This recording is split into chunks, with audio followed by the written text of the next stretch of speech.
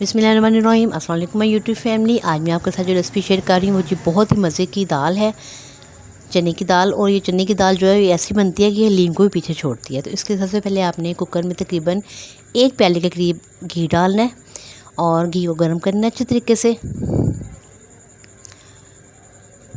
जब घी गर्म हो जाएगा तब हमने इसमें मैंने तकरीबन 1 प्याज लिया था, 4-5 सब्ज़ मिर्चें ली थी, उनको मैंने बारीक बारीक चॉप कर लिया था चॉपर में।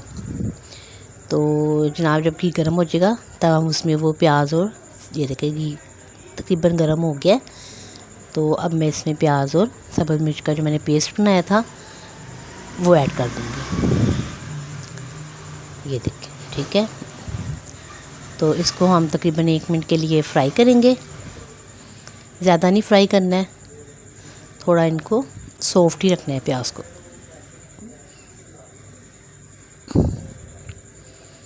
ये फ्राई हो जाएगा तब हम इसमें लहसुन अदरक का पेस्ट तकरीबन 1 टेबलस्पून के करीब हम इसमें लहसुन अदरक का पेस्ट डालेंगे। और अब हम इसको फ्राई करेंगे। मसालों को अच्छे तरीके से फ्राई किया करें, क्योंकि मसाले फ्राई होंगे तो आपका खाना खुद ही अच्छा बनेगा।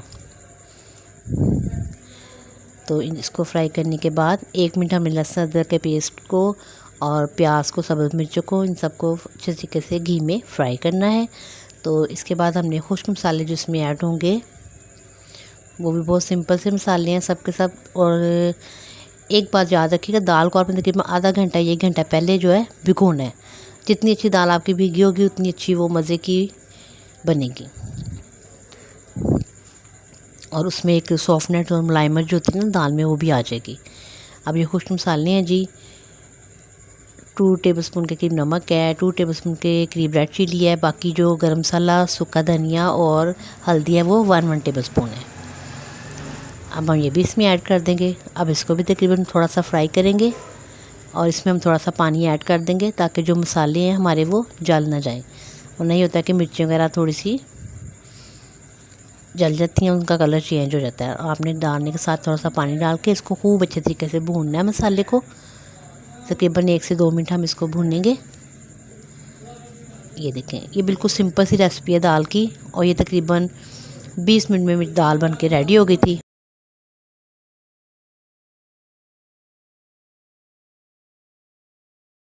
तो आप इस तरह से इसको बनाएं। ये देखें अभी हमारा मसाला फ्राई हो गया था। मैंने भिगी हुई दाल जो मैंने भिगोई हुई थी तकरीबन 1 घंटा पहले,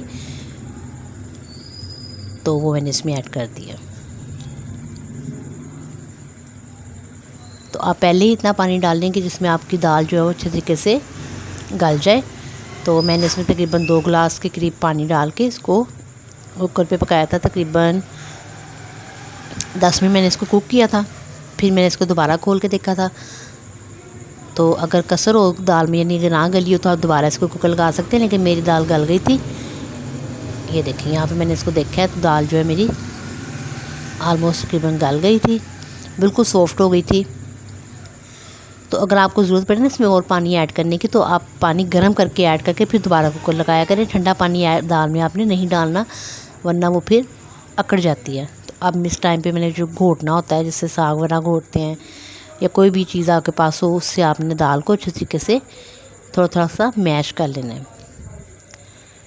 तो ये इसकी जो लुक है वो एकदम से जो है वो चेंज हो जाती है, वो हलीम की शक्ल में बन जाती है। और ये बहुत मज़े की दाल बनी थी। देखिए बिल्कुल सिंपल सी रेसिपी है, लेकिन ये है कि आप ये बनाएं और इसके साथ बॉइल्ड राइस बनाएं या पराठे के साथ खाएं, साथ अचार हो तो और भी मज़ा आ जाता है खाने का दाल को।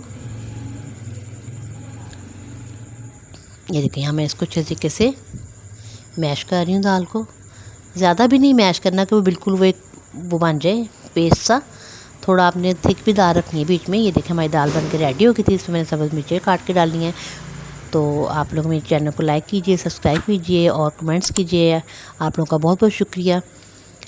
तो कल फिर मिलेंगे नेक्स्ट वीडियो में, तब तक के लिए अल्लाह हाफिज़।